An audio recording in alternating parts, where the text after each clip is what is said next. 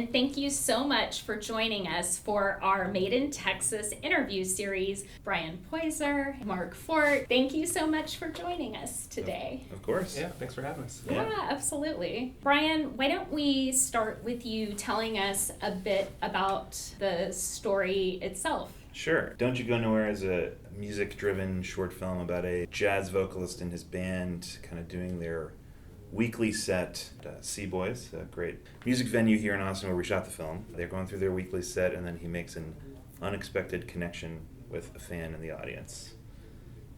No spoilers. That's all I'll say. How did you decide on Seaboys? It was kind of just luck, because if I remember correctly, and this was a little while ago, but I think we initially were looking at Continental Club. We were, yeah. And I think the owner of both, Steve, I do remember him saying, well, you know, Seaboys might be a little easier to make happen. That's fantastic. Yeah. Like, okay. Yeah. I remember hearing that Steve had one of the set decorators or production designers that worked on Troublemaker films come and do the interior design for Seaboys. You know, no accident that, that it looks great in there. The great thing with Seaboys is like there's 2 windows and we could like black them out really easily. So we could shoot it during the day for night with no problem. And so we just would shoot it over the course of 2 days before they opened. So they were still able to open. So we were trying to work with their schedule, not asking you to guys shut down or anything. And Mac had played there, Tamika had played there, everybody had played there. It felt like a home for everyone. That makes me want to talk about the great talent in the project. Can you elaborate a bit more on the casting process and tell us a bit about the talent you found? Yeah, well, I mean, we were so lucky in that, like, I wrote it for Mac. Mac said yes. I wrote the other sort of major part for Tamika.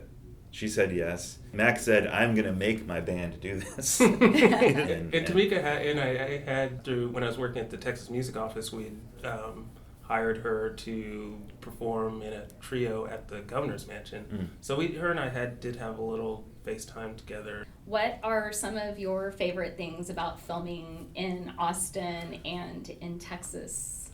There's a kind of approach, at least in Austin, which is where I've shot almost everything, to making movies that's still very communal. And as we've been lucky enough as a community to have more and more kind of like professional work come here, major TV shows, major movies, commercials, etc. When you can do that and like make a living and like pay your bills and stuff, sometimes people are still excited about the idea of like working on a small project. Like this project for us was like a big, you were on the set and it was like, 50 people there, but it still felt very intimate and still felt very close, and there was a real bonding that happened on set. It was cool though, because I got to see too, they're taking it just as professionally as they would on, feature film with a gazillion-dollar budget. Right. And, using the same skills, and, it's not like there was a drop-off in talent or anything. Like, your second, third, fourth, fifth, sixth,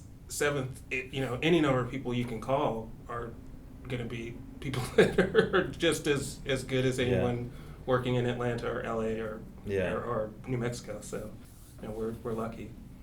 Well, thank you both much for sharing your stories and for being here today. Thank you. It's been great. Yeah, thanks, Lee.